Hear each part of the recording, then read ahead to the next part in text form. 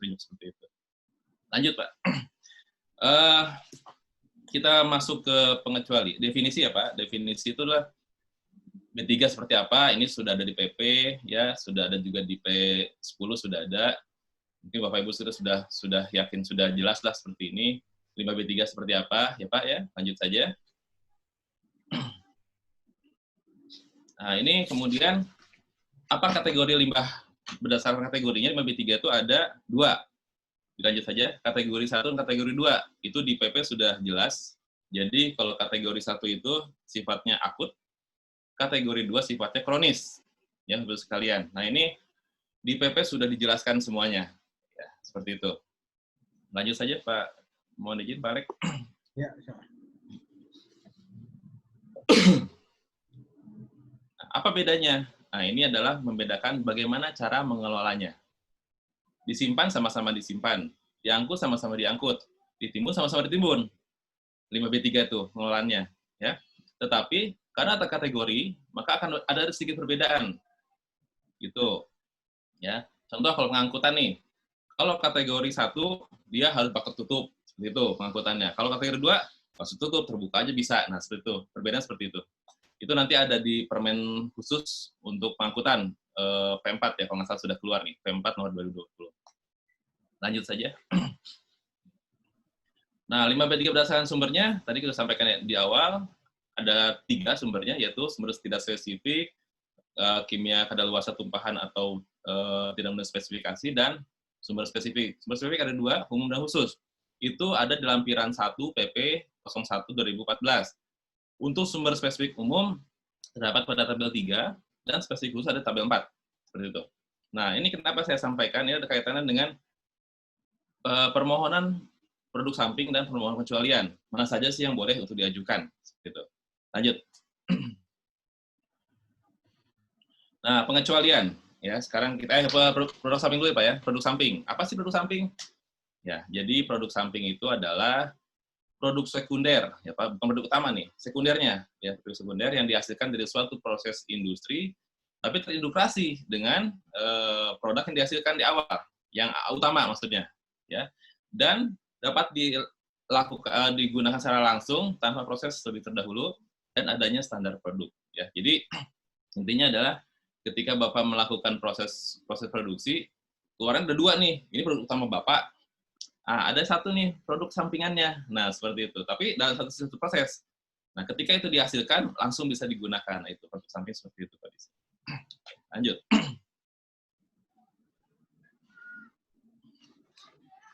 Apa kriterianya untuk menetapkan limbah sebagai produk samping?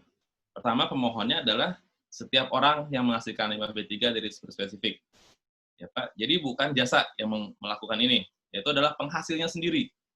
Jadi setiap orang itu adalah penghasil dalam PP permen itu. Ya, pemohon adalah setiap orang menghasilkan.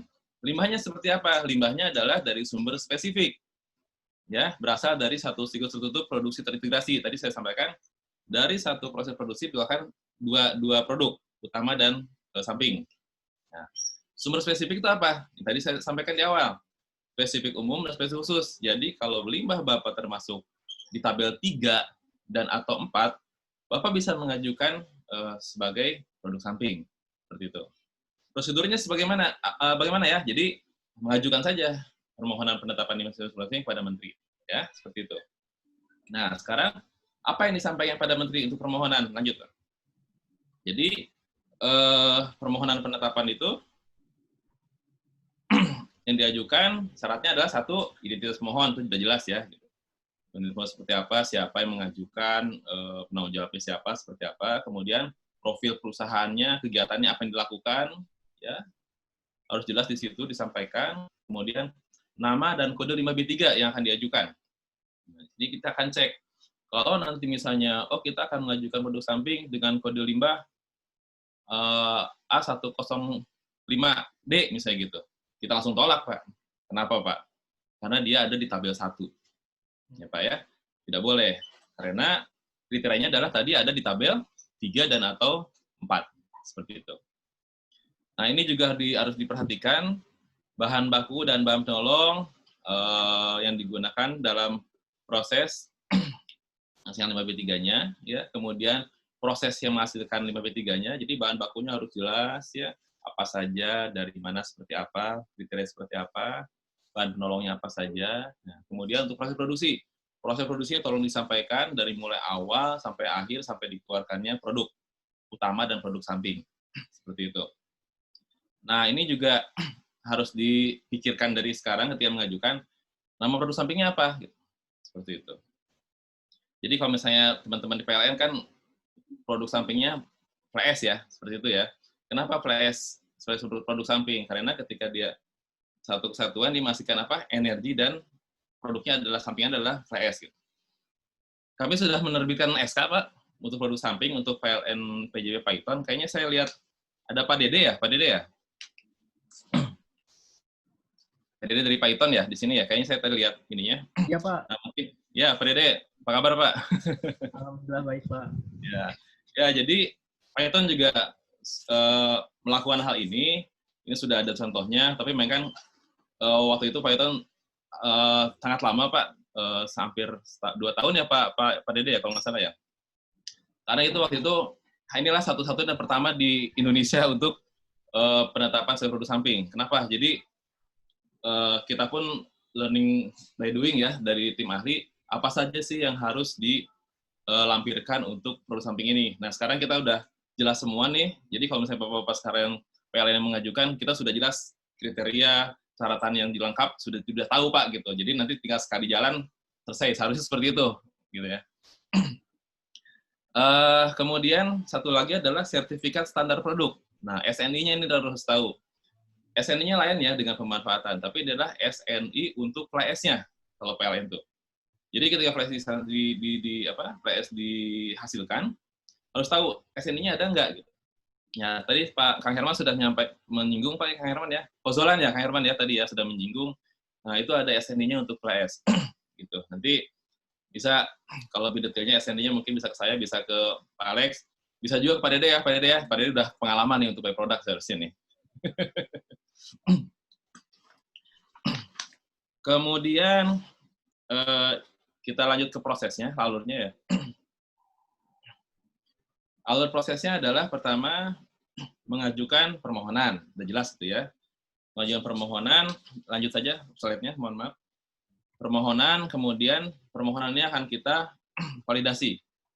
Validasi dilakukan oleh sekretariat dan tim teknis di KLHK. Nah, ini kita lihat kelengkapan dan segala macamnya, diajukan evaluasi kepada tim ahli limbah B3. Seperti itu. Nah, evaluasi ini dari saya sampaikan di awal, kalau dia sudah lengkap sebenarnya, itu langsung bisa diajukan rekomendasi kepada menteri. Tapi beberapa pengalaman kemarin, ya masih ada beberapa yang nggak lengkap, akhirnya diminta kembali untuk kelengkapan dokumen untuk produk samping. Seperti itu. Ini lanjut aja Pak, mohon izin. Slide-nya. Setelah dilakukan evaluasi, akan kelewat Pak, kayaknya Pak.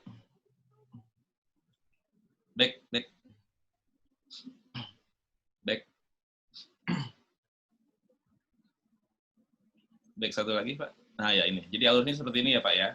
Jadi permohonan, kemudian yang tadi permohonan, kemudian divalidasi, kemudian evaluasi oleh tim ahli. Hasil dari tim ahli adanya rekomendasi kepada menteri. Nah, menteri ini setelah ada rekomendasi dari tim ahli akan dicek, oh oke nih, akan ditetapkan oleh menteri dengan SK menteri. Seperti itu kondisinya. Hasil dari SK menteri ini, nah ini nih, maka penghasil yang akan melakukan pemanfaatan limbah B3 setelah ditetapkan sebagai produk samping, dikecualikan dari kewajiban memiliki izin. Jadi setelah ada SK ini, nggak perlu lagi ada izin untuk pengolahan limbah B3. Ya, cukup dengan SK pengecualian limbah B3. Jadi mau menyampaikan ke pihak ketiga silahkan, pihak ketiganya nggak usah ada izin. Kemudian mau memanfaatkan sendiri silahkan, tidak ada izin juga. Jadi dengan SK itu si pemohon dikecualikan dari kewajiban memiliki izin pemanfaatan atau pengolahan limbah B3. Seperti itu. Satu lagi, karena dia adalah produk ya, produk samping, produk, maka harus ada register dari Kementerian Lembaga. Dalam hal ini kemarin kita menyampaikan rekomendasi untuk permohonan registrasi kepada perdagangan kemarin itu. Perdagangan, nah kita ke perdagangan, nanti perdagangan akan menyampaikan, oke, akan kami register seperti itu, dan nanti pihak perusahaan yang sudah memiliki izin SK penetapan akan mendapatkan nomor registrasi. Seperti itu, harusnya alurnya seperti itu, Pak. Ya. Lanjut. Jadi itu Pak Alex untuk yang by product, Pak. Jadi alurnya seperti itu, kriterianya seperti itu, persyaratan seperti itu. Nanti kalau bisa lebih detail, nanti bisa diskusi lebih lanjut. Nah, sekarang kita lanjut pengecualian, Pak, ya. Jadi apa itu pengecualian? Pengecualian adalah limbah-limbah yang dari daftar limbah sumber spesifik. Nah, yang ada dalam tabel 3 dan 4, ini jelas ya, dapat dikecualikan setelah tim ahli mengevaluasi kerangka acuan dan atau uji karakter limbah B3. Ya, kenapa dan atau nih? Nanti saya akan jelaskan. Yang diajukan oleh penghasil limbah B3 dan merekomendasikan ke menteri dan ditetapkan oleh menteri. Seperti itu. Ya, jadi alurnya adalah, ada limbah dari sumber spesifik, ya itu ada tabel 3 dan 4, mau dikecualikan, diajukan permohonan, dievaluasi oleh tim ahli, kerangka acuannya, dan atau uji karakteristiknya, kemudian rekomendasi kepada menteri, dan tetap oleh menteri. Itu alur seperti itu. Ya, definisinya. Lanjut.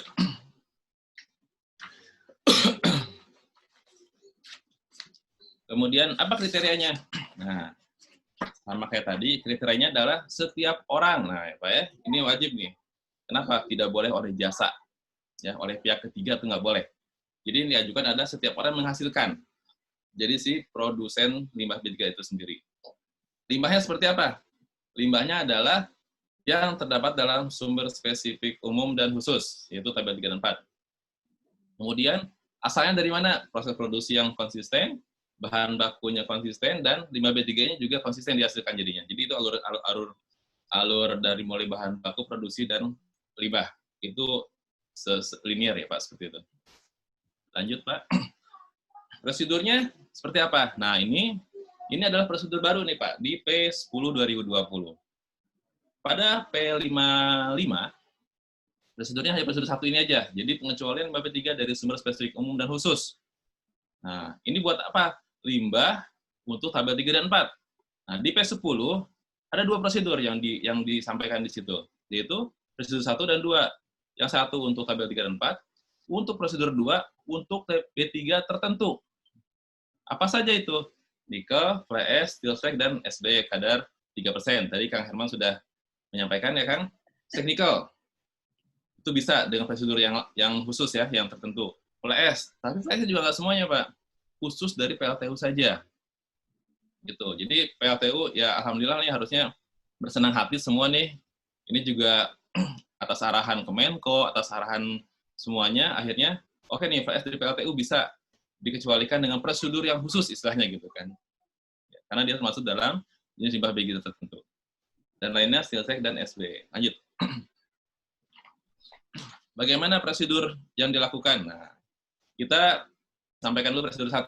Nah, tadi Kang Herman sudah menyampaikan yang ini Kang ya. Jadi prosedur yang ada kerangka acuannya nih, ya kan gini. Jadi prosedur 1 adalah untuk limbah yang dari tabel 3 dan 4.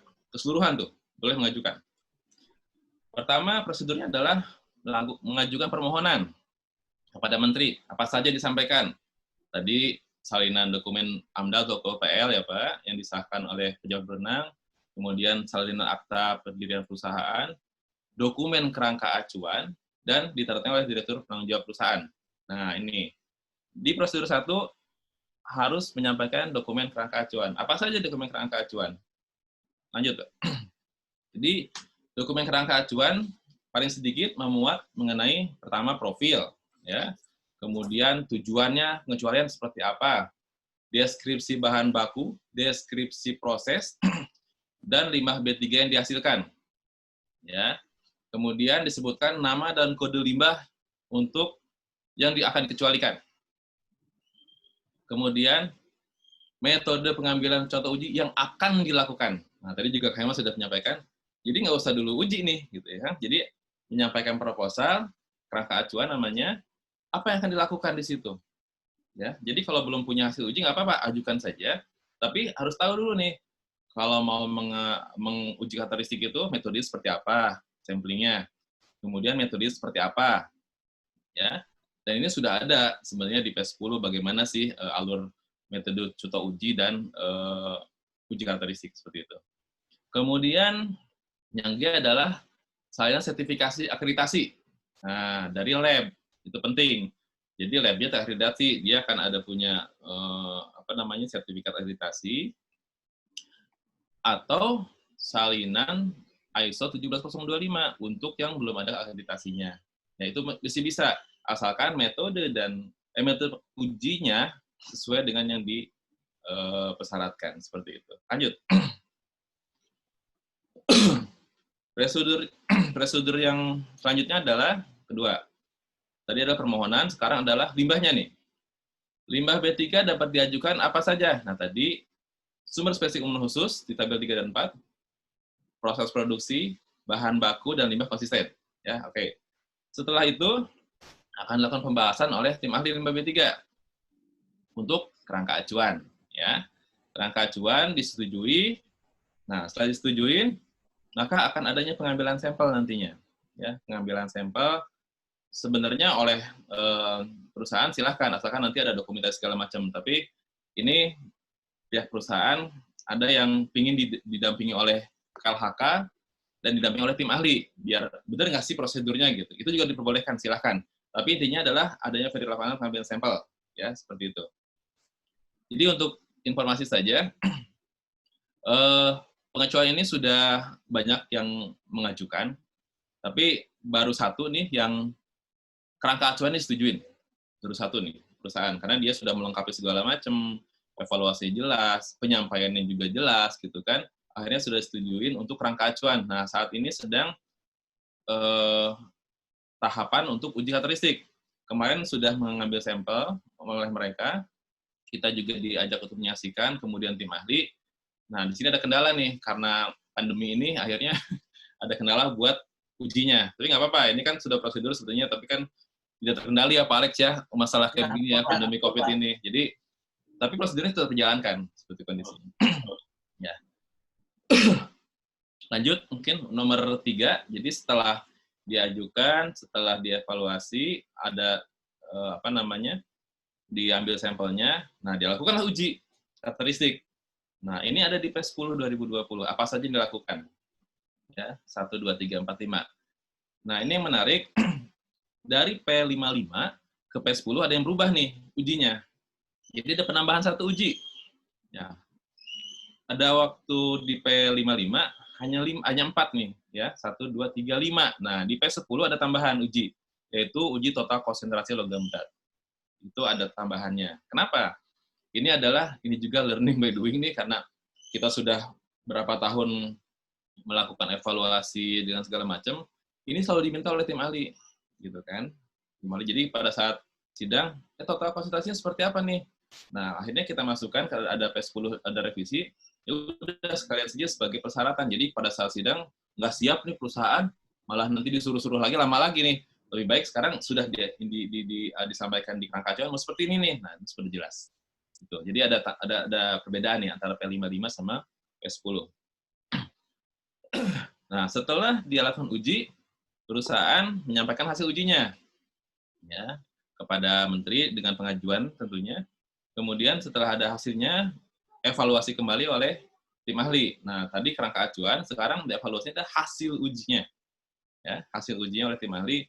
Seperti apa sih hasilnya, sertifikatnya, pengambilan sampelnya, gitu kan, pengujian di labnya seperti apa. Nanti juga karena akan diminta laboratorium QC-nya seperti apa, QA-nya seperti apa, gitu kan. Nah, itu akan diminta di laboratorium. Makanya, kalau Bapak Ibu sekalian mau mengalami pengecualian, nah harus dari awal sama si lab harus ngobrol nih, gitu. Ini bukan lab uji biasa, gitu. Ini buat pengecualian, maka data-data yang akan di lab, kemungkinan akan diminta untuk dilihatkan kepada tim ahli. Seperti itu. Jadi harus dari awal udah ada omongan seperti itulah gitu kan. Jadi nanti jangan kaget si labnya. Ini kan internal kami, ya ini kan ini buat pengecualian beda seperti itu ya. Bapak sekalian, saya ingatkan ini dari sekarang.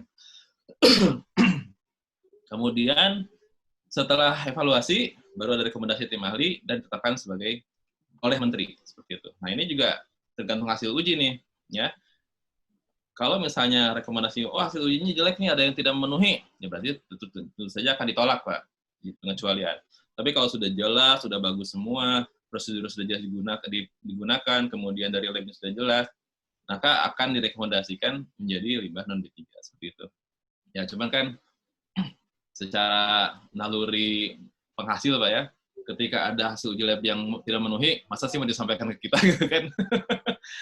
Coba dicek kembali apakah benar apa tidak. Nah, seperti itu ya Pak ya kondisinya ya.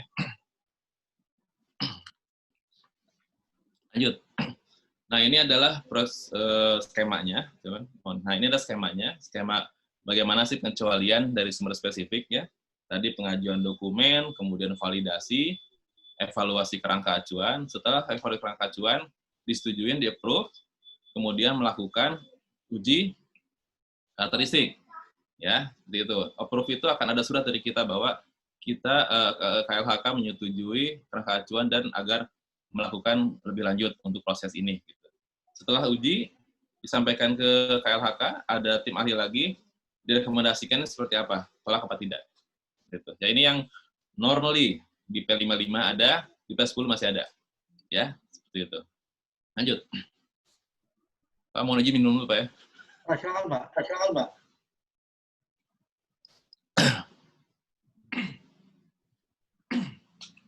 Baik.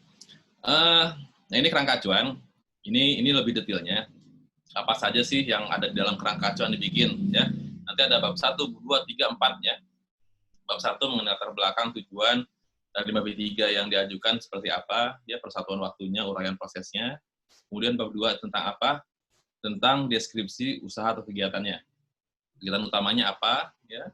Kemudian ada flowchart seperti apa. Kemudian proses produksi dilakukan seperti apa ya. Kemudian jangan lupa ini ada pernyataan bahwa limbah yang proses dilakukan tetap dan konsisten. Seperti itu. Ya, Bapak Ibu sendiri akan tahulah konsisten seperti apa sih gitu prosesnya. Masa sih kalau tadinya temperatur misalnya konsisten 700, 800, 900 misalnya gitu ya. Itu konsisten, tapi ada range-nya nggak apa-apa, silahkan. Tapi intinya ada pernyataan dari penghasil bahwa kita melakukan proses secara konsisten. Ada pernyataannya Pak nanti dalam kerangka acuan. Kemudian dinyatakan juga bahan bakunya konsisten. Ya, ada LDK-nya, lembar data keselamatannya. Ya, itu ada juga pernyataan ya dari pemohon. Nah, kemudian bagaimana pelaksanaan pengolahan terhadap limbah B3 yang diajukan pengecualian. Nah, ini pelaksanaan saat ini. Bapak ngasihkan VS. Bapak apakan nih saat ini? Ya, di poin D itu seperti itu. Bagaimana pelaksanaan pengolahannya? Jadi misalnya pihak ketiga, Pak. Oke. Pihak ketiga siapa? Gitu kan. Kemudian saya dimanfaatkan sendiri, silahkan, nggak masalah. Ada engine-nya berarti kan untuk saat ini. Seperti itu. Nah, perbedaannya adalah rencananya seperti apa? Setelah dikecualikan, jadi limbah non B3, mau diapakan nih? Tetap ke pihak ketiga, silahkan. Dimanfaatkan tetap, Pak, silahkan. Seperti itu. Tapi nanti perbedaannya adalah pihak ketiganya nggak perlu izin. Ya kan? Pemanfaatan sendirinya tidak perlu izin. Seperti itu. Dimanfaatnya banyak, silakan. Mau buat tako tadi, mau buat semen, mau buat konstruksi segala macam, silakan. Silakan dieksplor di sini. Ya. Jadi jangan sampai aduh bingung nih mau ngapain nih gitu kan. Jangan seperti itu. Jadi rencananya silakan ekspor aja. Kira-kira mau melakukan apa? Karena kan tadi disampaikan ini huge banyak gitu yang dihasilkannya kan Pak. Gitu. Sangat banyak nih. Jadi kalau hanya untuk pembatako saja nggak mungkin terserap Pak. Ini mah hasil sebanyak ini gitu. Silakan. Mau buat ini, buat itu, 1, 2, 3, 4, 5, silakan. Ya, silakan diekspor di sini. Lanjut, di bab 3, ini adalah mengenai metode studi. Ya, ini adalah yang akan dilakukan. Ya, metode studinya apa? Bagaimana cara sampling, bagaimana cara uji. Nah, ini bisa dibaca Bapak Ibu sekalian. Jadi, proses dan sumber limbah yang diambil sebagai contoh uji. Jadi nanti dari proses produksi di mana nih keluarnya gitu kan. Kemudian sumber limbahnya dari mana nih? Penyimpanannya dari mana, ngambilnya di mana? Nah, itu jelaskan di situ, ya. Kemudian metode pengambilan ujinya. Ya, itu sudah ada di P10, itu bisa diikutin silakan ya, seperti itu. Karena sudah ada standarnya, ya. Kemudian pelaksananya siapa yang mengambil uji. Nah, ini harus ada sertifikatnya. Biasanya kalau dari lab, mereka sudah punya pengambil sampel, sudah punya sertifikat. Nah, jadi nanti sekalian aja kalau misalnya mau pengecualian, kontak si lab, mereka juga harus punya si pengambil sampel yang sudah bersertifikat. Ya. Kemudian jumlahnya berapa yang akan diambil, wadahnya seperti apa, metode pengawetan seperti apa, sistem kontrol mutu dan jaminan mutu, QA dan QC-nya harus jelas. Punya nggak si lab ini? Ya. Kemudian jadwal pelaksanaan akan kapan? Nah, ini diestimasi saja. Nah, kemudian metode uji karakteristiknya, masing-masing karakteristik seperti apa metodenya. Ini juga di PS10 sudah jelas apa yang akan dilakukan dengan metode ujinya. Kemudian, nah personil di labnya, punya sertifikat nggak buat pengujian? Nah, itu juga diminta kepada laboratorium yang akan melakukan uji. Kemudian QC-nya dan jadwal pelaksanaan estimasinya. Ya, seperti itu. Jadi bab 3 itu yang lebih detail secara teknis sebenarnya di sini, bab 3 itu. Ya. Lanjut.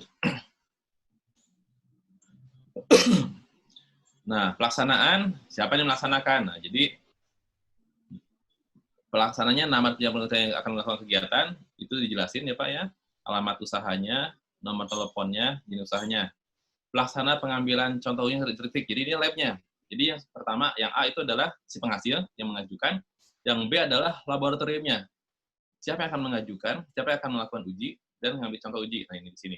Ya, jelaskan. Kemudian waktu pelaksanaan diestimasi saja. Ya, itu jadi ini kerangka acuan secara belum detail ya, tapi ini adalah kisi-kisinya yang akan harus disampaikan oleh pemohon. Ya, nanti kerangka acuannya. Pak Alek udah pengalaman Pak Alek ya? Siap, Pak Budi. Silakan nanti. Kerangka acuan, Pak. Siap. Ya, jadi nanti mungkin bisa diskusi lebih lanjut lah untuk detail-detail seperti apanya ya Pak Alek ya. Ya, baik, Pak. Makasih, Ya, Pak Budi. kita lanjut, Pak. Ya, lanjut. Sekarang kita yang prosedur 2. Nah, ini yang menarik sebenarnya. Ini adalah suatu hal yang baru ya di dunia perlimbahan nih, di Indonesia ini satu hal yang baru, Pak. Ya, jadi ini adalah pengecualian khusus untuk yang di liga tertentu. Yang disampaikan di awal ya. Jadi tadi kalau yang tadi prosedur 1, semua perusahaan mahasiswa B3 yang limbah di tabel 34 silakan boleh mengajukan. Itu terkecuali. Ya, silakan. Jadi jangan ada wah ini kok cuma 4 limbah aja ya. Enggak. Ya, 4 ini emang khusus karena kenapa? Itu ada kebijakan dari pemerintahnya seperti itu karena sudah ada kajian teknis, kajian segala macamnya. Oke, itu 4 limbah ini boleh. Gitu kan seperti ini dengan prosedur baru nih gitu kan. Tapi yang lain tidak menutup kemungkinan silahkan, tetapi prosedurnya lebih panjang. Kenapa? Harus dikaji lebih mendalam dengan adanya kerangka acuan. Itu sih perbedaan. Jadi menutup kemungkinan ya, wah kita nggak bisa nih yang bukan 4 itu. Tidak. Silahkan saja diajukan boleh dengan prosedur yang emang agak panjang gitu prosedurnya kan seperti itu. Ya. Nah, sekarang kita masuk ke prosedur yang liga-liga tertentu. Nah, ini sama juga permohonan diajukan pada menteri. Nah, kemudian yang diajukan apa sih? Yaitu adalah yang berasal dari konsisten. Tetap ya, itu tetap prosesnya konsisten, bahannya konsisten, limbah B3 terus konsisten. Pasti seperti itu. Ya, auto akan seperti itu. Nah, yang diajukan itu apa jenis limbahnya? Ya adalah limbah B3 tertentu. Ya, nanti limbah B3 tertentu apaan? Dari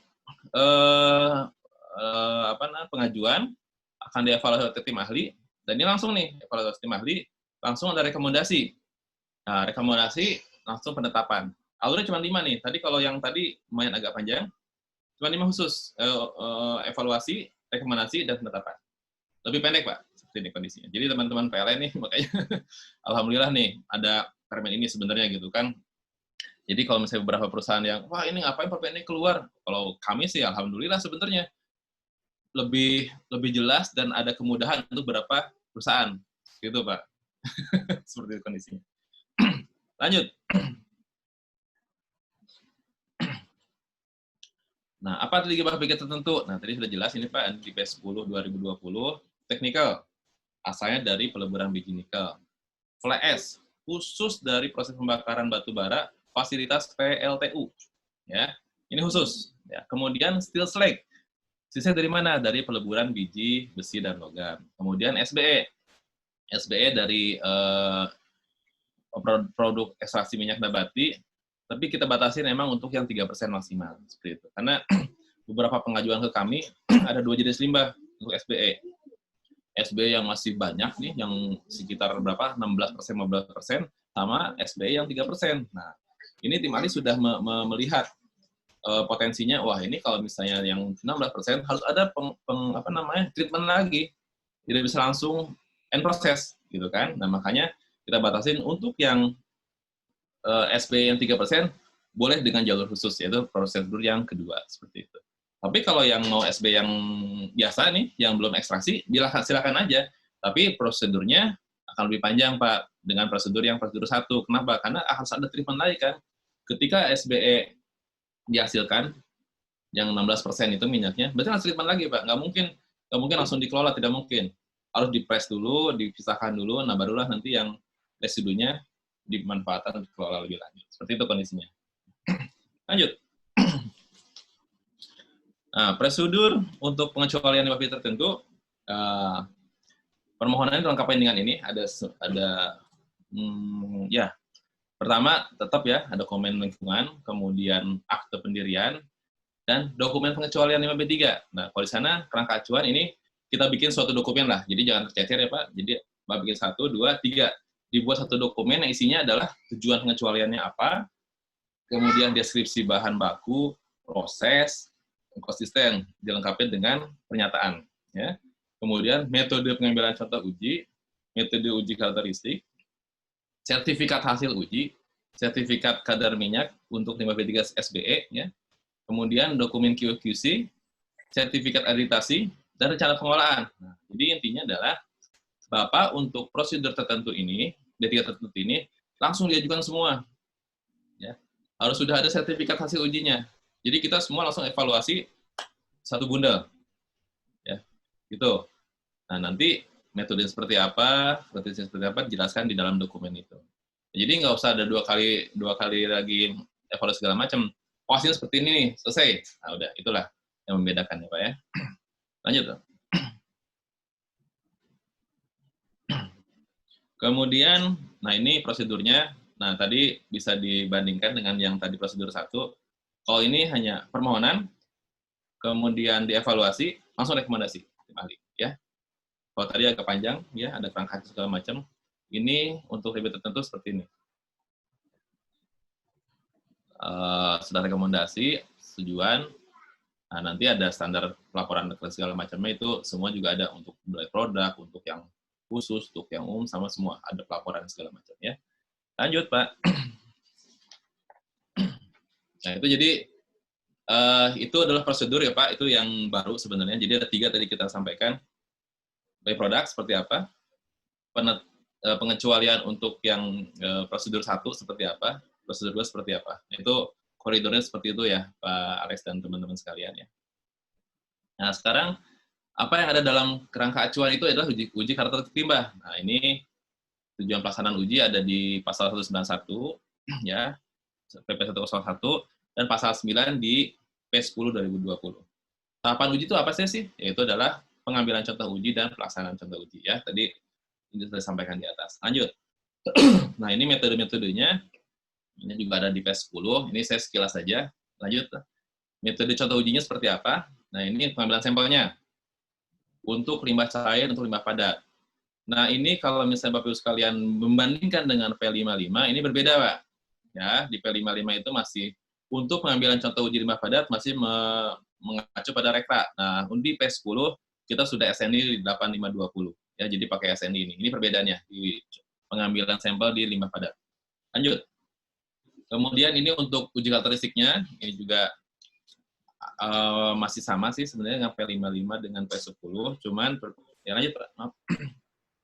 Ini masih sama ya, ujinya masih sama, kemudian ininya masih sama metodenya. Lanjut. Kemudian untuk yang beracunnya juga sama, kecuali ini ada tambahan untuk total konsentrasi logam berat. Ya, itu bedanya saja. Di P10 ini tambahan seperti ini. Ya, lanjut. Nah, terus saya sampaikan juga mandatori mengenai lab. Tadi sudah sampaikan, lab itu harus terakreditasi. Wajib ya, Pak, seperti itu. Nah, tetapi kan kenapa dibuat sedikit kelonggaran? Kenapa? Pertama, lab kita terbatas di Indonesia, ya. Yang bisa melakukan uji karakteristik tapi tidak terbatas. Nah, permohonan banyak nih, nah, makanya kita juga melonggarkan dengan ya sudah deh kalau tidak terbatas nggak apa-apa, asalkan dia melaksanakan penerapan prosedur laboratorium yang baik, ya dengan ISO 17025 itu boleh. Jadi kalau nggak ada akreditasi silakan, tapi dia menetapkan prosedur ISO 17025 itu boleh. Ya, ini ada kelonggaran seperti itu. Lanjut, Pak. Kemudian kita ke tim ahli tadi uji karakteristik sudah, lab sudah, ini tim ahli. Nah, tim ahli ini sudah SK baru, Pak. Ya, ini sudah 3 kali SK 2016, 2017 dan sekarang 2020. Ini SK ketiga ini tim ahli. SK-nya nomor 57 2020 terdiri dari ketua 1 orang, sekretaris 1 orang, anggota 9 orang. Sedikit perbedaan dari SK sebelumnya. Kemudian ketua dijabat oleh Ibu Dirjen PPLB 3, sekretaris oleh Direktur PPLB 3 saat ini Pak Gunawan. Nah, tadi pakarnya bidang apa saja? Toksikologi, kesehatan manusia, proses, kimia, biologi, dan pakar lainnya. Dan dibantu juga oleh sekretariat. Pada SK 2017, anggota tim ahli itu ada 12, Pak. Nah, ini ada pengurangan jadi 9 orang. Jadi, totally untuk 2020, tim ahli adalah 11 orang. SK sebelumnya ada 14 orang. Ya. Jadi ini melihat dari efektivitas gitu kan, keilmuan segala macam lah. Sebagian besar masih sama orangnya dengan yang itu, tapi ada beberapa yang baru. Lanjut. Terus tugasnya, nah ini tugas ini saya menyimak mengutip dari yang media tertentu saja. Nah, dia akan melihat dan menganalisis mengenai ketepatan metode uji, ya, metode sampling, kemudian salinan sertifikat hasil uji, ya, hasil uji, kemudian dokumennya, sistem kontrol mutu dan jaminan mutu. Ini akan kita dilihat. Jadi sebenarnya lab yang punya nih, tapi dia menerapkan apa tidak. Nah, ini akan dilihat. Makanya tadi saya awal, kalau Bapak mau mengajukan, coba disampaikan dulu ke labnya. QA-nya ada nggak? QC-nya ada nggak? Terus dilakukan seperti apa? Dokumen seperti apa? Itu harus dilampirkan nanti. Ya. Kemudian dokumen pengambilan contoh uji dan kesesuaian proses produksi. Ya, nanti oh misalnya PLTU nih, ternyata nanti yang digambarkan nggak seperti itu. Nah, ini akan tim ahli tugasnya lah yang akan mengevaluasi. Lanjut, Pak. Nah, sudah selesai ini, kemudian nah, ini kalau misalnya jadi limbah non B3 nih, nah ini nih ada ketentuan juga nih, nggak semata-mata, wah limbah non B3 jadi non B3 nih. Nggak, tetap ya, karena Undang-Undang 32 menyebutkan tidak boleh membuang sembarangan limbah yang dihasilkan ke media lingkungan, ya Pak ya. Nah, jadi apa ketentuannya? Pertama, tetap dikelola ya Pak. Jadi Pak Kang Herman menyampaikan ya, pemanfaatan silakan, apa sekarang silakan. Ya, boleh. Itu tetap pengelolaannya. Makanya tadi saya sampaikan di kerangka acuan, sebesar-besarnya akan dilakukan pemanfaatan seperti apa. Ya. Kemudian pencatatan tetap ya Pak ya, harus ada, karena dia masih limbah, walaupun itu tetap limbah nih Pak, tapi harus catatannya. Jadi kita tahu, oh Bapak nggak dumping, nggak pendamping nih, gitu seperti itu. Kemudian pengelolaannya mengikuti teknologi 5B3, silakan. Yang tadi saya bilang, Bapak memanfaatkan 5B3 sebagai batako, tapi dia kategori 5B3 harus dengan izin. Ya Pak ya. Setelah dikeluarkan jadi 5B3, non-B3, Bapak tetap jadi batako, silakan.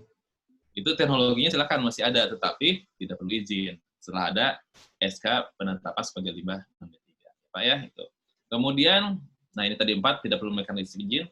Kemudian nomor 5, dilarang diimpor, itu jelas ya. Nah, jadi takutnya begini, wah fly ash itu jadi limbah non-B3 nih, misalnya gitu. Padahal hanya satu perusahaan ini, PLTU mana gitu ya.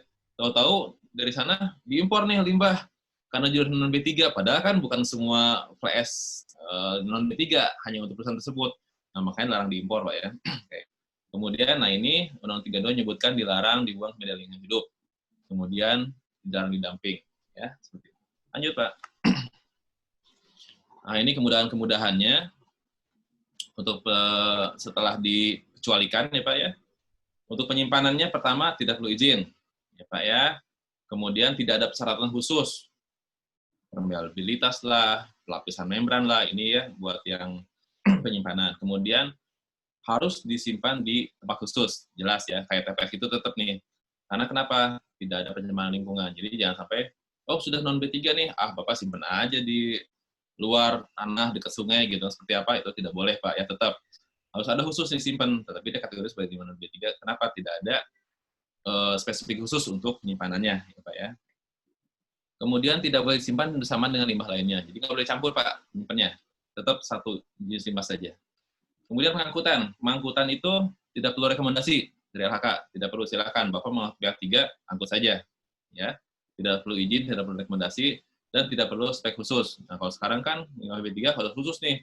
Kategori 1 harus tertutup. Gitu misalnya. Sekarang kita silakan saja. Asalkan tetap dijaga keamanannya. Jangan sampai nanti, wah udahlah pakai drug yang bolong-bolong, berceceran ya, jangan juga seperti itulah intinya ya. Kemudian pemanfaatan. Nah, pemanfaatan juga silakan. Tadi Kang Herman sudah menyampaikan, Kang Herman ya, pemanfaatan buat A, B, C, D, silakan. Tidak perlu izin ke kita setelah ada pengecualian. Tidak perlu izin.